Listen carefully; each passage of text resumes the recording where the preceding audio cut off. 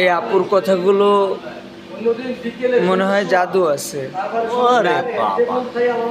যে সকল শাশুড়িদের কাছে শুধু তার মেয়েই ভালো, তার ছেলের বউ ভালো না, খুবই খারাপ, কোনো কাজ ঠিক মতো করতে পারে না, কোনো কাজের দক্ষতা নাই, পারদর্শী না, সেই সকল শাশুড়িদেরকে আমি একটু অনুরোধ করব, আপনারা একটু দয়া করে নিজের মেয়ের শ্বশুরবাড়িতে যেয়ে আপনার মেয়ের শাশুড়ির সাথে দেখা করে কিছুক্ষণ কথা বলে আসবেন যে আপনার মেয়ে কেমন।